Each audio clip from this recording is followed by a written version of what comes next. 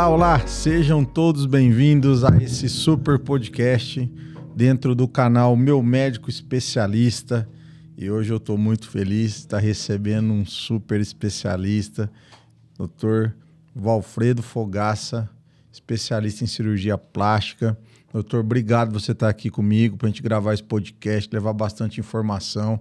Você que tem uma super formação, que eu vou falar um pouquinho aqui. Obrigado por estar aqui comigo, viu, doutor? Ô Renato, eu que agradeço a oportunidade, é um prazer estar aqui com você e poder discutir com você alguns assuntos aí interessantes para divulgação para todo mundo. Para as pessoas terem noção, né, doutor? Exatamente. Para ter informação direto da mão de um especialista. Eu agradeço muito a sua consideração. Imagina. Pessoal, deixa eu falar um negócio para vocês. Ó. Vocês sabem que a gente sempre tenta buscar trazer profissionais de alto nível, profissionais diferenciados, né? Médicos, né? Esse canal é um canal exclusivo para médicos e hoje eu tenho o prazer de receber aqui o Dr. Valfredo Fogaça. Ele é graduado em Medicina, mestre e doutor pela Faculdade de Medicina da USP, titular pela Sociedade Brasileira de Cirurgia Plástica, né? E hoje ele atua como diretor da Clínica Valfredo Fogaça, entre outras funções que também tem no seu dia a dia. Não é todo dia que a gente tem a oportunidade de estar recebendo aqui um médico que ele é especialista, mas além disso ele é mestre e é doutor, né? Então isso para nós é um motivo de orgulho muito grande e para você que está escutando esse podcast, para você entender o grande diferencial do médico que se preparou, que estudou a vida inteira e não para de estudar. Então para você, quando for buscar um profissional, você está atento a tudo isso, você e mulher, né? Você que busca muito a cirurgia plástica, de estar atento a tudo isso que a gente está dizendo, informando vocês aí no dia a dia. E é o que eu tenho a falar do doutor Valfredo. Doutor, currículo top, nós vamos chegar nessa fase do doutorado, do mestrado, o doutor vai contar. E eu tava brincando aqui com o doutor, porque as meninas estão gravando o vídeo que vai pro Instagram do doutor, e aí elas estavam fazendo um monte de perguntas que eu vou fazer aqui, né? Aí eu falei, mas estão me atrapalhando. Aí eu falei, mas vamos... Doutor, vou ter que repetir algumas aqui, mas aí... Não, vamos repetindo, vamos com tranquilidade, assim. Eu queria que você contasse... Nós temos tempo. É isso aí. Eu queria que você contasse como é que foi a escolha da medicina. Como é que, se você tinha parente médico ou não, se foi influenciado de alguma forma, como é que foi isso na sua vida? A medicina, ela chamou a atenção na vida da gente sempre, porque a minha família é uma família que tem bastante médicos. Para você ter uma ideia, eu acho que atualmente nós somos 24 ou 25 médicos. Nossa, bastante, na família, é muita gente. Então, isso sempre foi um fator muito, muito forte na vida da gente. Mas eu não seria médico, não. Não? Eu ia ser engenheiro, né? Sério, doutor? Eu adorava no colegial estudar matemática, física, química e eu seria engenheiro. E prestei vestibular para engenharia, né? Então, você ficou na dúvida aí, então? Na dúvida. Teve uma dúvida aí. Sim, no terceiro colegial, quando eu tinha que fazer opção, a minha opção era engenharia. Eu seria engenheiro. E o que aconteceu... Civil, engenheiro civil. Eu queria fazer engenharia eletrônica, elétrica e eletrônica, né? Que na época era o que chamava mais atenção. E o que aconteceu é que o vestibular... Eu sempre gostei muito de estudar e de prestar vestibular. Eu sempre falo, todo mundo fala, você é louco. Mas eu adorava prestar vestibular. Era divertido demais. E na época em que eu ia prestar vestibular, eu não queria prestar as faculdades da Unesp de engenharia, porque era em Ilha Solteira, em Guaratinguetá. Tá. E eu, na época, não queria sair de Rio Preto para ir para nenhuma dessas duas cidades. Então, eu não prestaria a Unesp. Aí o meu pai, né, que meu pai chegou a trabalhar na Unesp um tempo, ele chegou e falou, presta vestibular, vai estar todo mundo lá, as pessoas que você conhece vão estar lá de fiscal, vai ser divertido. Eu prestei, mas eu falei, já que eu não quero as faculdades de engenharia da Unesp, eu vou prestar medicina, que é o mais difícil, né? Vamos me testar. E na FUVEST, que na minha época era assim, era separado, né? E na FUVEST eu prestei engenharia, e aí a minha opção era a Unicamp. E o que aconteceu é que eu passei em medicina em Botucatu, né? Um vestibular bem interessante, que eu fiz sem muita pressão, então passei em medicina em Botucatu e passei em engenharia, mas engenharia mecânica na Unicamp. E como a faculdade de medicina de Botucatu começava 3 semanas antes da Unicamp, A minha mãe fez uma pressãozinha, né? Falou, vai lá ver, é tão legal, todos teus primos são médicos, né? E vai lá ver como é que é. E eu fui, né? Eu fui para Botucatu, fiquei em Botucatu 3 semanas e gostei muito do início da medicina. A gente via anatomia, via histologia, né? Via biologia celular, era muito interessante. E aí começaram as aulas na Unicamp, eu fui para a Unicamp e o início da engenharia era muito árduo, era muito difícil. Cálculo, medicina, cálculo, geometria analítica, né? Química orgânica, era muito árduo. E tudo que eu tinha gostado da medicina, eu não gostei da engenharia. Aí depois de uns 2 meses ou 3 meses, eu resolvi que eu queria voltar para a faculdade de medicina, mas aí já era maio, junho, né? Para eu voltar para o primeiro ano de Botucatu, eu perderia o ano de qualquer maneira, né? Uhum. Então, o que eu fiz? Eu prestei vestibular de novo, né? Fiz 6 meses estudando, fiz cursinho, né? 6 meses estudando, prestei vestibular de novo, e aí eu passei na USP em São Paulo, né? Não, peraí, doutor. Fui fazer medicina na USP. Você, então, parou com a medicina em Botucatu para tentar a engenharia na Unicamp, e aí você decide de voltar e você faz vestibular de novo e passa na USP. De novo, é. É doido, hein? É interessante. Quando eu cheguei no cursinho, tem o Kiko, professor de matemática, né? Que todo mundo aqui de Rio Preto conhece, um cara fora de série, um professor excelente, né? O dia que ele entrou na sala do cursinho e me viu, ele olhou para mim e falou assim, o que você está fazendo aqui? Daí eu falei, não, eu vou fazer 6 anos de cursinho. Ele falou, você é louco, cara. Mas aí foi bom, porque eu fiz mais esses 6 meses de cursinho e passei lá na USP, onde eu fiquei por 20 anos, né? Depois da faculdade, eu fui médico do Hospital das Clínicas. Que ano que você entrou na USP, doutor? Lembra? 1986. 86. Aí você forma que ano? Formei em 1991. 91. E quando você decide que você ia ser cirurgião plástico? Eu decidi bem no começo da minha faculdade, porque assim, aconteceu na minha vida de eu ter uma patologia, né, que é uma patologia mais estética do que funcional, que chama orelha de abano, orelha em abano, ou orelha proeminente. E eu fui operado quando eu tinha 8 anos de idade de orelha em abano pelo Dr. Milquides, que era um cirurgião plástico aqui de Rio Preto. E isso me resultou numa satisfação muito grande, né? Porque a criança com orelha em abano sofre muito, né? Muito, né? Muito apelido, muita gozação. Atualmente chama bullying. Bullying, né? Na nossa época é diferente. Não era, né? Então, assim, a criança com orelha em abano sofre bastante, né? Essa ansiedade de alguém gozar, de alguém fazer alguma graça.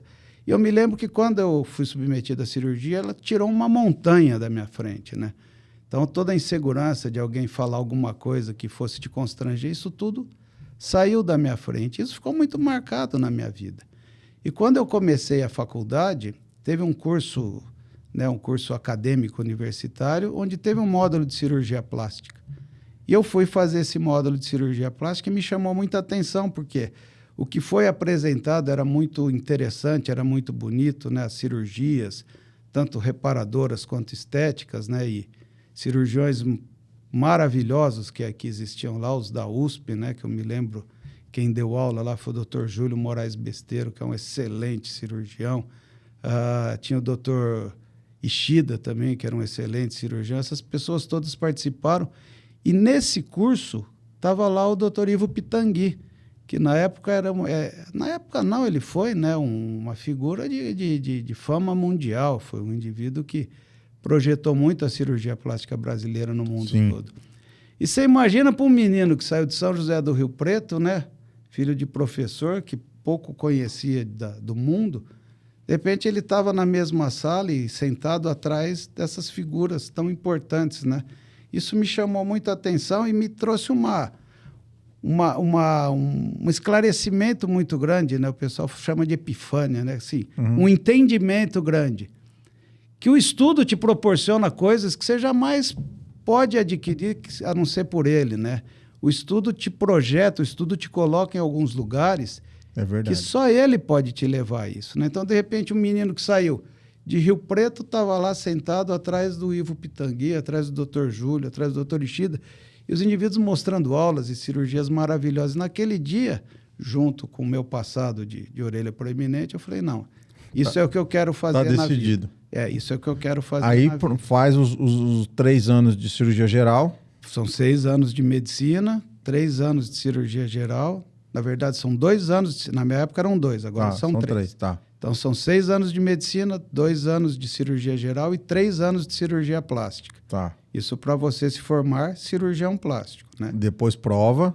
Depois prova. Prova de título. Prova para título de especialista. Sim. Né? Prova de título de especialista. E depois, dentro da Sociedade Brasileira de Cirurgia Plástica, você apresenta um trabalho, depois de 2 anos de especialista, um trabalho mostrando sua experiência cirúrgica para adquirir o título de titular da Sociedade Brasileira de Cirurgia. Que é um outro passo, né? É mais um passo, é um outro passo. Pessoal, só para vocês terem uma ideia, tá vendo aqui, ó, tem um número ali que chama, tem uma sigla que chama RQE.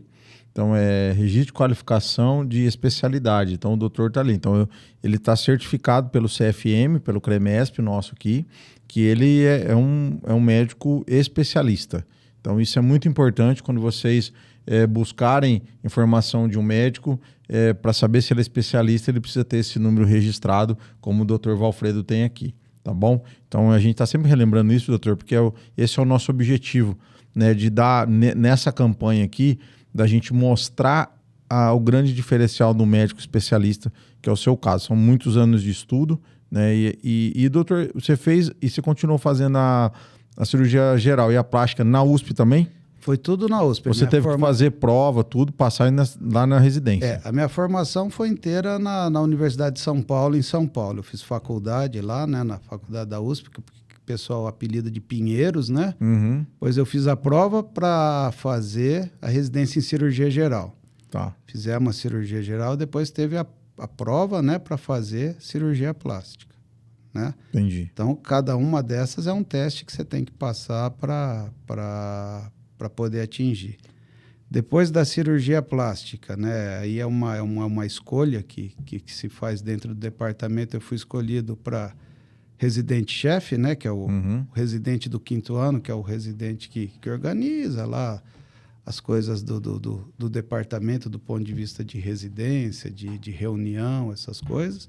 Então, eu fui residente-chefe e depois disso tem uma coisa que chama médico preceptor, que é um médico que já acabou a residência e que ele tem por atividade cuidar dos residentes, né? Então, eu fui médico preceptor também. Na USP? Na USP, na cirurgia plástica da USP. Depois, eu fiz mestrado e doutorado. Quando você volta para Rio Preto? Eu voltei para Rio Preto, comecei a voltar para Rio Preto em 2003, né? Tá. Então, de 86 a 2003, eu fiquei exclusivamente em São Paulo. Em 2003, aconteceu um fato que foi a morte do meu pai. E quando meu pai morreu, a minha mãe ficou meio que sozinha aqui em Rio Preto, porque as minhas irmãs já estavam casadas, algumas nem moravam aqui. Tem uma irmã que morava com ela, mas eu achei que estava na hora de eu voltar para devolver para minha mãe o que ela fez por mim a vida toda, né? Então, estava na hora de vir para a gente poder, da maneira que né, a gente fala que cuida da mãe, cuida nada. A mãe continua cuidando da gente até o fim, né? Até o fim. Mas dentro do que eu podia, de estar mais próximo dela, de ter um carinho, né? Essas coisas. Então, nessa época que meu pai morreu, foi quando eu comecei a voltar para Rio Preto. Aí, de 2003 a 2011, eu ainda mantive uma vida metade em Rio Preto e metade em São Paulo. Então, eu ainda estava no Hospital das Clínicas, então eu passava meia semana aqui e meia semana no Hospital das Clínicas em São Paulo. Aí, em 2011, foi quando a minha esposa engravidou do 2º filho, foi quando nós resolvemos que aí estava na hora de ficar quietinho. Ficar em Rio Preto. Parar, porque, né, viajar toda semana, a gente viajava com uma criança, que é a minha primeira filha. Viajar com 2 já ficava muito difícil. E como é que foi essa vinda para Rio Preto? Você já chegou, foi trabalhar aonde? Conta um pouquinho disso, já foi a estruturação do seu consultório, como é que foi isso? Quando eu cheguei em Rio Preto, eu abri, né, eu montei um consultório na Clínica Vivendas, lá com o Dr. Aldo e com a doutora Valéria, né? Tá. Então, eu comecei meu consultório lá na Clínica Vivendas e fiquei ali no consultório começando a atender, porque quando a gente chega, na verdade, ninguém conhece a gente, né? Não é, eu sou de Rio Preto, mas eu fiquei 20 anos fora.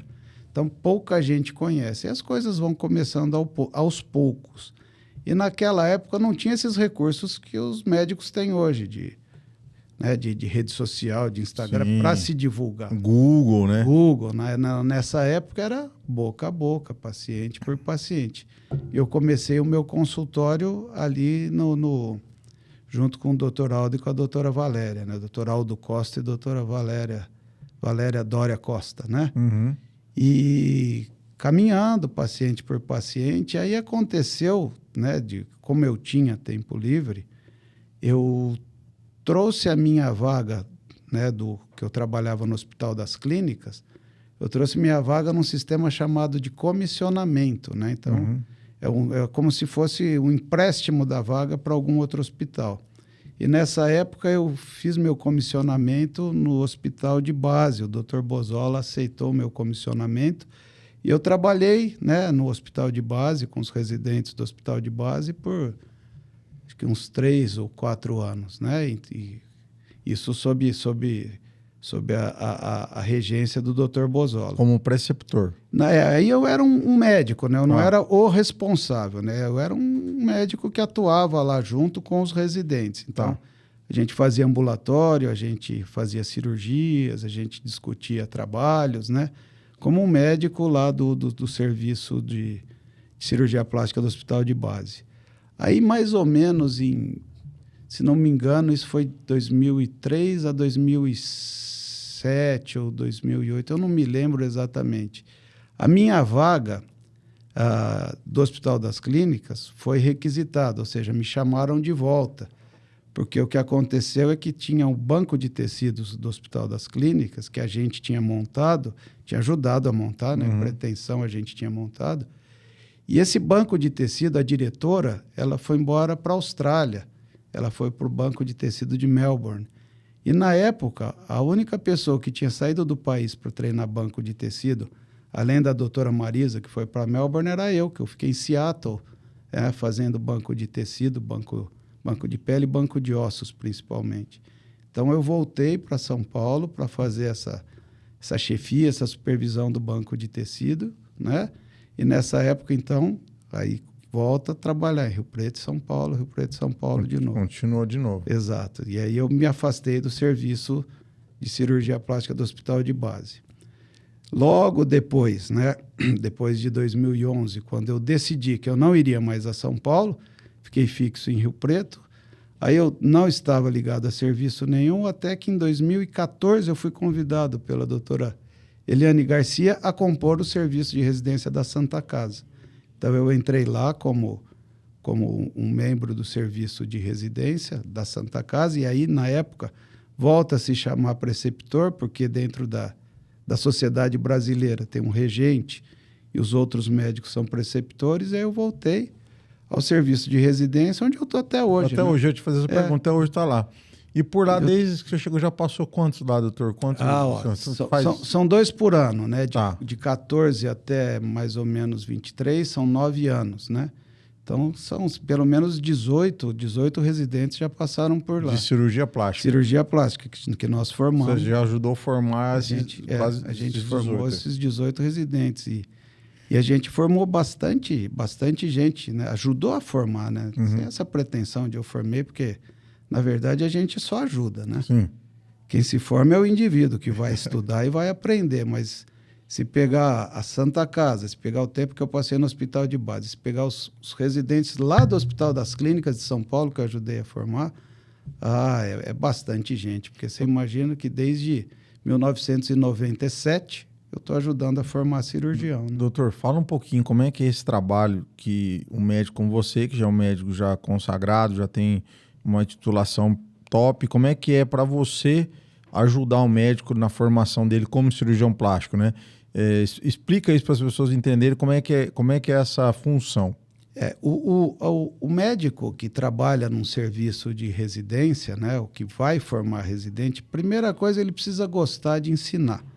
Né? Ele tem que gostar de passar o conhecimento dele, porque senão ele não serve para aquilo.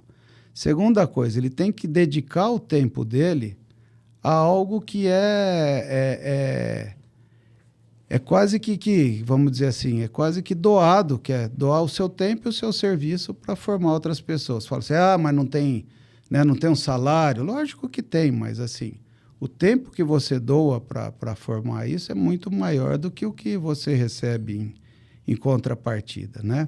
E você recebe o cirurgião, isso que é interessante, você recebe um cirurgião geral, né? Um indivíduo que sabe medicina e cirurgia geral. E você tem que ensinar para esse indivíduo uma outra medicina, que é a cirurgia plástica, que é totalmente diferente e fora de tudo que ele aprendeu. Ele pode até ter tido noção, mas a especialidade é uma outra medicina. Então, a gente pega esse indivíduo, né, e literalmente pega na mão para ensinar a operar, né? Muito e aí bom. a gente ensina o indivíduo que sai do nada a virar um especialista. E aí, né, esses especialistas que chamam a atenção na mídia, que fazem coisas maravilhosas. Muito né? bom, né, doutor? Acho que é muito gratificante fazer É parte. muito gratificante. E é engraçado que recentemente houve um curso de uma firma que fornece próteses, né? Posso até dizer o nome, né? Que é a Motiva. E eu fui convidado a ir lá nas cirurgias, né? Que foram feitas num hospital aqui em Rio Preto. E foi muito, muito engraçado e muito gratificante, porque eu cheguei lá no hospital, tinha 10 convidados na sala, né? Dos 10 convidados que estavam na sala, 7 tinham passado como residente comigo, né? Ou no hospital de base ou na Santa Casa. E o indivíduo que estava lá como convidado, que era o doutor Eduardo, também tinha sido residente no Hospital das Clínicas e eu tinha participado também de alguma maneira da formação dele. Muito louco. Então foi muito engraçado falar, nossa, que interessante, né? Esse pessoal aqui, né, direto ou indiretamente, eu participei da formação. Então, é muito gratificante, assim, foi um dia muito feliz para mim esse. Doutor, na tua trajetória dentro da especialidade, quem que você gostaria assim, de agradecer, ou que você lembra, que marcou bastante, algum professor, os pais também? Quem foi marcante nessa trajetória? A esposa, né? Vamos agradecer a Ju, Sim, né? que é se não esteio, fosse, né? se fosse a Ju, ele não estava aqui gravando comigo. A Ju falou, tem que Exatamente. gravar. E aí é tão bom, né? Tanto conteúdo bom. Você vê uma vivência excelente, uma experiência maravilhosa. Tem que mostrar isso, né? De uma maneira inteligente, como a gente está fazendo aqui, bacana, mas precisa mostrar. Fala um pouco dessas pessoas que marcaram a tua trajetória. Então, assim, ó, se a gente tem que agradecer, né, Renato, a gente precisa primeiro agradecer Deus, né? Sim. Primeiro agradecer a Deus que permitiu, né, que permitiu a gente estar aqui, né, que permitiu a gente ter discernimento, que permitiu a gente ter condição, né, de fazer o que a gente faz e de chegar onde a gente chegou. Segunda coisa, teu pai e tua mãe, né, que abdicaram, né, que fizeram uma renúncia na vida toda. E você imagina que meu pai e minha mãe eram professores e tinham 5 filhos, né? Então, foi uma renúncia de vida em função dos filhos, em função de formar os filhos, né? Então, esses 2 pilares são importantíssimos na minha vida, Sim. né? Deus e meus pais, né? Que são importantíssimos, né? E dentro da minha formação, né? Eu poderia citar, né? Eu tive o privilégio de ter aula com indivíduos que eram maravilhosos, né? Assim, pra você ter uma ideia, eu tive aula com o Dr. Zerbini, né? O Dr. Zerbini ainda dava aula lá na Faculdade de Medicina da USP. Tive aula com o Dr. Jatene, tive aula com o Dr. Decur, que eram indivíduos, assim, eram os suprassumos da cardiologia na época, né?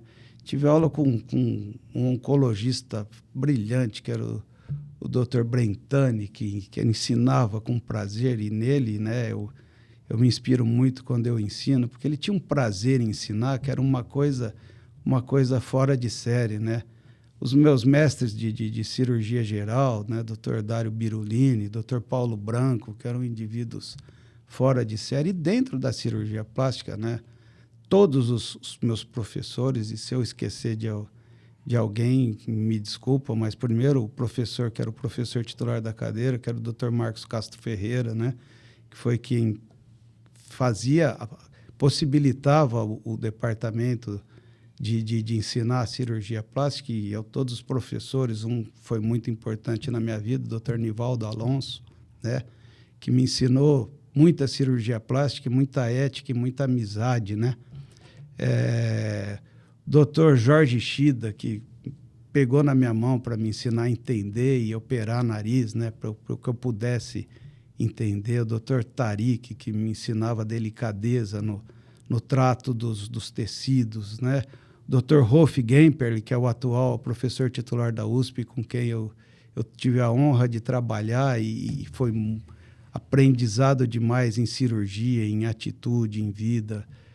E fora os outros todos, né? O Dr. Silvio Sterman, que já não está mais entre nós, mas que me ensinou e me treinou a fazer cirurgia lábio-palatal, lábio leporino, palato.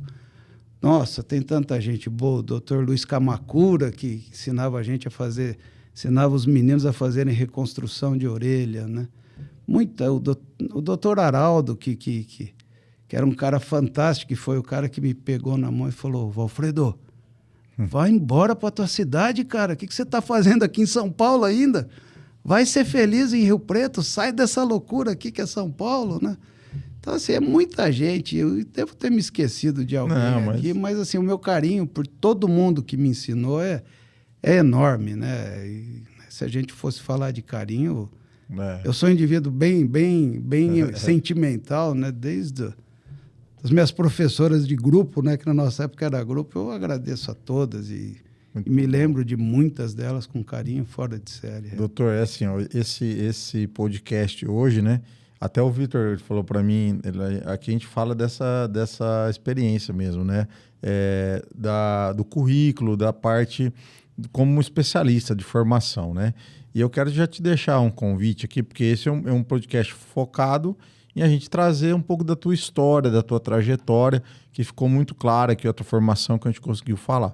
Mas eu queria te fazer um convite, já que você já viu aqui que é bem legal de a gente conversar, eu quero marcar um dia para a gente falar sobre a especialidade, aí falar sobre todas a área de atuação, as cirurgias, né? Como né? Por exemplo, o doutor tem uma experiência muito grande com queimados e também as cirurgias estéticas, né? Que você também é uma referência, porque daí pra gente, queria que você voltasse, que daí nesse podcast é o Cast que Salva, ele é um outro podcast, até o Vitor falou para mim, o doutor tem que estar no Cast que Salva, né? Que é justamente isso. Então você já está convidado, você já viu que é muito legal da gente conversar aqui, é bacana, um ambiente bom e flui a conversa, e eu quero te parabenizar, porque como você disse, eu acho que fez muito sentido para mim, eu escutei muito isso também, através do estudo, você abre todas as portas. Sim. Né? E não tem o que é difícil, tem aquilo que você não se dedicou, né?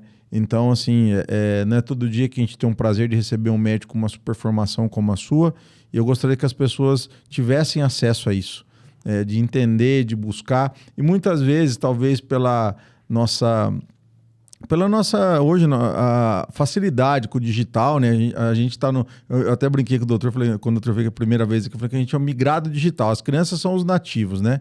E muitas vezes essas pessoas não veem no digital, muitas vezes, uma pessoa como você, um médico como você, né, que tem uma super formação, que agora nós vamos começar a mostrar isso também.